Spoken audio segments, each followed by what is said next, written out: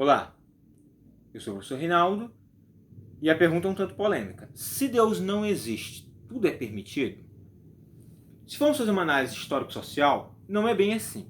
Até porque haviam civilizações que não professavam a fé judaica e, consequentemente, o cristianismo não existia ainda e possuíam regras que justamente impossibilitavam os indivíduos que compunham essas civilizações de agirem da forma como desejassem, ok? Se assim eles o fizessem, sofreriam determinadas penalidades. Porém, no entanto, quando o romancista russo Fyodor Dostoiévski escreveu esta frase em uma das suas obras clássicas, Os Irmãos Makarazov, ela teve muito impacto, muita repercussão. Tanto que outros pensadores, inclusive do século XX, como Jean-Paul Sartre, Jacques Lacan e outros demais, fizeram referência dessa frase. Okay? O próprio Jean-Paul Sartre, quando assim fez, em uma das suas conferências, estava justificando o seu existencialismo. Porque, segundo ele, o homem ele é construído a partir das suas experiências vivenciadas, ok? Que justamente vai justificar a sua ideia de que a existência precede a essência. Isso porque, para ele, evidentemente, filósofo ateu também, uma corrente existencialista ateu, acreditava que não havia uma condição pré-determinada para o homem. O homem era uma construção, o homem se construía. Por isso, a outra frase dele, que é muito conhecida, que o homem é uma criatura que é condicionada a ser livre. O homem é livre para fazer suas escolhas e, consequentemente, para se autoconstruir. Então, se Deus não existe, então não haveria, segundo ele, uma moral pré-determinada. Não haveria uma ideia do que o homem deveria ser pré-determinada. O homem estava em construção. O homem estava em construção, inclusive, do próprio significado da sua existência. No entanto, nós sabemos que quando Dostoiévski faz uso destas palavras é justamente para justificar a ação dos seus personagens. Os seus personagens não agem de forma aleatória.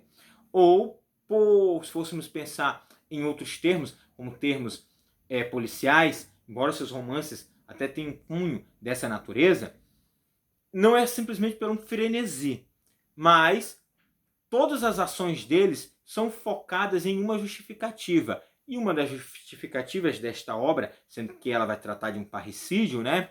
Sobre o parricídio, um filho que mata o próprio pai, é justamente pautada nesta ideia de que se Deus não existe, tudo é permitido.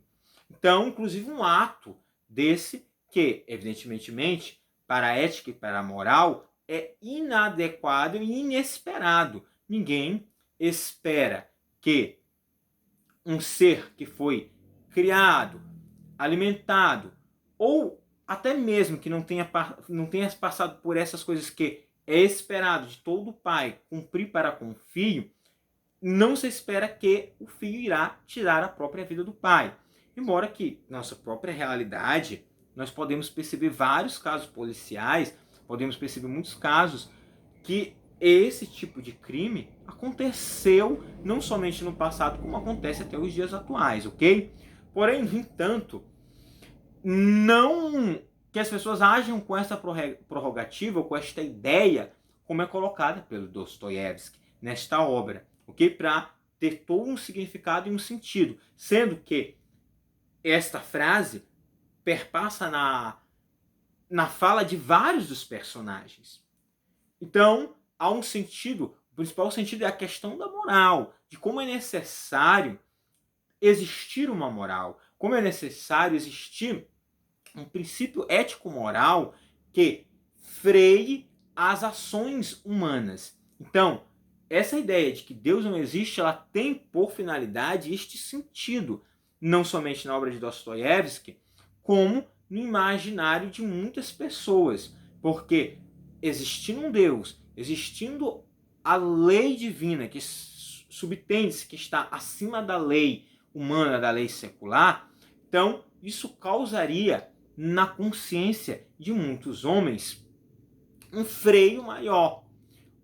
uma instabilidade emocional muito grande se assim eles cometessem esse ato. Como, de certa forma, este romance revela o que acontece com alguns personagens, né? Que desejaram ou que de fato cometeram o ato. Não vou dar spoilers aqui do livro, mas eu dou esses pequenos pontos para que justamente vocês possam se interessar e ler essa história, ler este romance, que posso dizer que ele não foi só impactante, como continua sendo impactante para aqueles que assim desejam ler a obra. Então, essa é uma pergunta, como eu coloquei de início, muito polêmica, mas que, no entanto, se nós formos fazer as análises, a qual são possíveis de ser feitas, tanto literárias quanto sociais, históricas, ou talvez até mesmo em algumas questões religiosas, perceberemos que um dos principais motivos da existência, de crer na existência de um ser divino,